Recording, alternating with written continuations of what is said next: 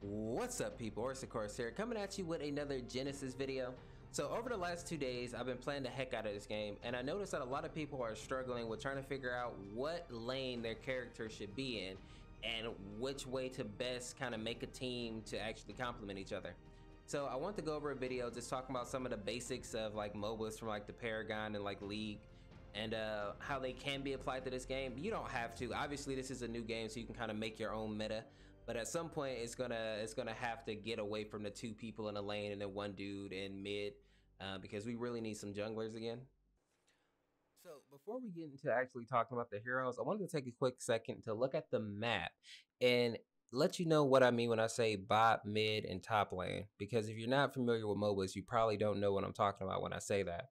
So if you look at the bottom right here, that is what we refer to as bot lane. The lane that's going up here in the middle, that's what we refer to as mid.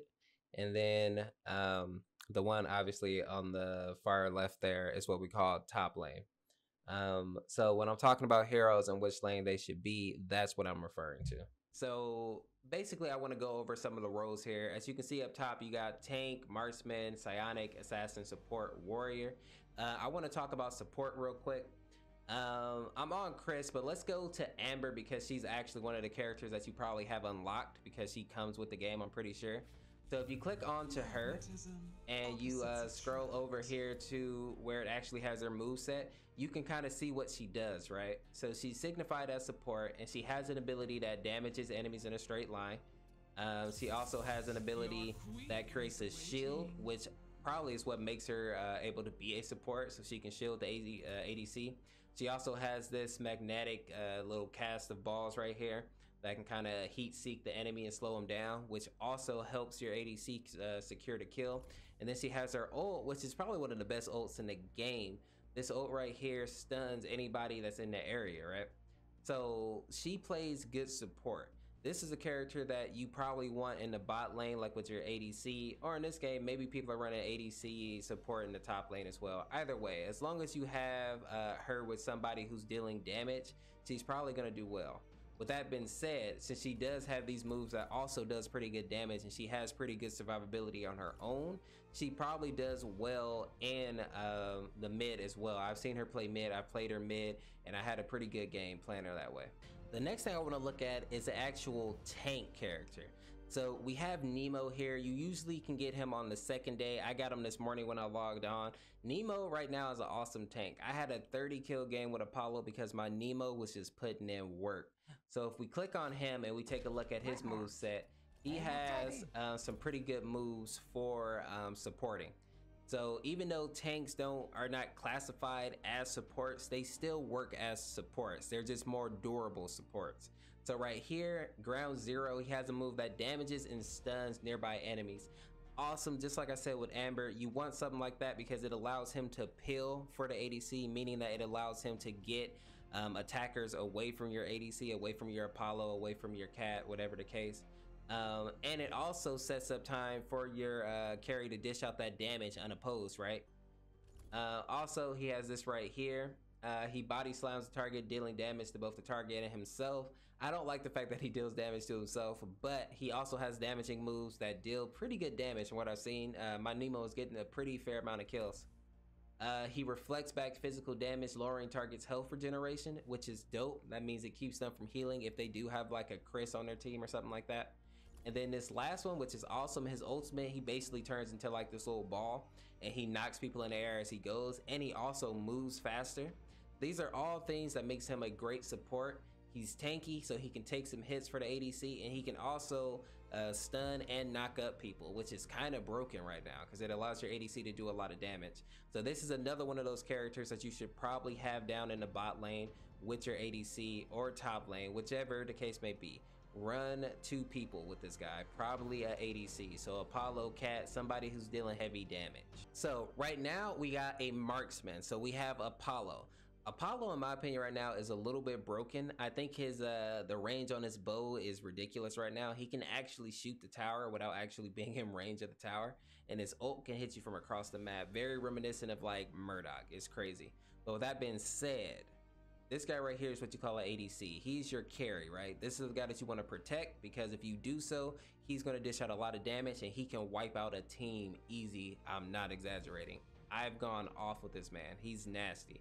So this is the person that you want running with somebody else, like a Amber or a Nemo. I would say a tank probably better than like a caster support, because I've seen that Nemo has a bit more in his kit that that dishes out damage and the knockups and all that. But Amber's also really good on the team, so either way. But you want to run him with a support because he's gonna deal big damage. If you look at his moveset, he can target areas. So he has basically the volley of arrows, and then he leaves like a slow there. So which is very good because it allows the team to catch up to him if you are in a team fight, so people can't retreat. Makes it very hard for them to get away. He has a chance to stun target and deal extra damage with his bow, which is dope. His attack range is ridiculous. I think they need to fix this though, because the way it is right now is it's a little bit much. And then his ultimate is the charge attack. So he charges up his bow for like 2 seconds, I think, and then he basically just snipes you. Ridiculous. So this guy right here, definitely you want to run bot lane. You want to run him with somebody else. I see a lot of people run him solo, and I guess if you get somebody who, you know, isn't very good, but usually people are running 2v2 right now, so running your ADC solo isn't the best game. So try to get somebody with you in there, especially somebody that can stun or knock up and pill for you, meaning let you be in a safe position. So let's take a look now at the assassin slash warrior type characters, because I think they kind of fall in the same category.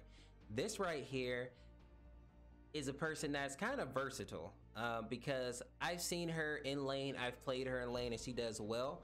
But right now, this game is missing junglers hard. People who are actually going out and farming the jungle and then looking for opportunities to help other people in lane, or gank as we call it. This one right here is dope at ganking. Like, she has the complete set for ganking. Nameless also is good for ganking, and maybe I'll look at him in a second, but she right here, she has the kit. So her ultimate right here is basically like the Thunderdome, right? She throws that down and whoever's in it can't get out. It's a 1v1 fight, but she can leave it. So it's a great way to catch people in there, keep them from retreating, and make it so that your team isolates one person and takes them out quickly. Great for ganking, great for team fights. She also has this passive where basically whenever she uses like an ability, she hits harder and her attacks slow and deal damage to nearby units or enemies. Celinda jumps to the target area and gains movement speed. I also noticed she can jump over walls when she do this, which is actually pretty broken right now. You can do some very weird stuff in the jungle too, like where you can hit a mob and then jump to the other side and that mob will walk all the way around. So I mean, it's interesting. She's an interesting character all around. And then her final one, she deals damage to enemies ahead of her and reduces the target's energy. So this right here is really good because it's super easy to hit and it has a decent range. So even if you can't actually get in there, like, you know, knock somebody's head off, you still have a pretty good range attack that deals good damage. So this is a character right here that you can play. You may want to run her solo, but I wouldn't. I would run her with somebody because she can play like a support type role, a very aggressive support, but I would love to see her played in the jungle more. So a person who's roaming, destroying the camps, and then looking for opportunities to help your team in lane, right? Punish people who are overextended. Now, the Psiotics are an interesting group, because some of them do fall in other categories. Like Scion can be is obviously like a tanky type of, he's kind of broken right now too. He's a little bit of everything. And Chris is obviously like a healer. He's meant to support, help the team out in that way.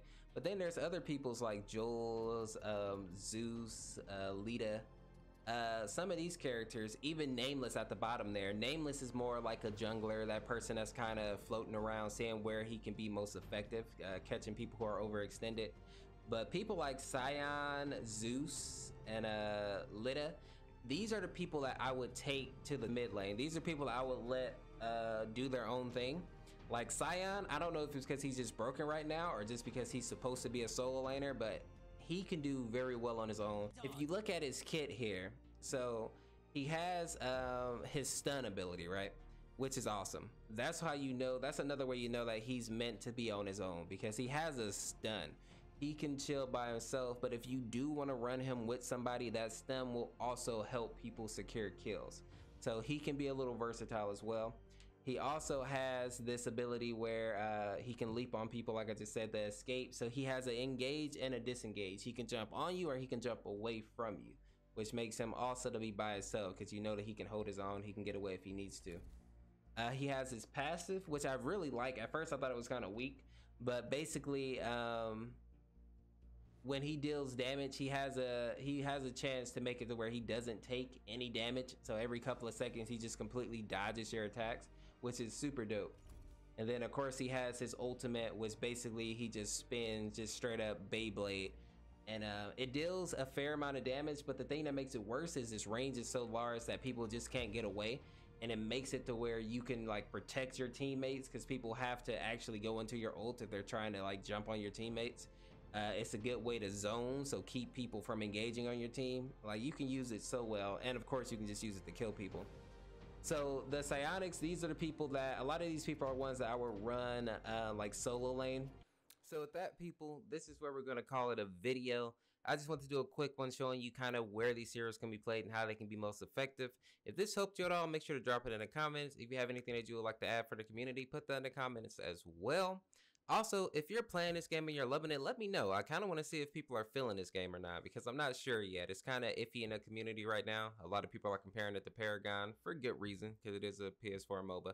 So I'm curious to see what people think. If you made it to the end, make sure to drop that in the comment as well. And thank you for hanging out. This is Orseofkorse. We'll see you in the next video. Peace, peace, peace, peace, peace.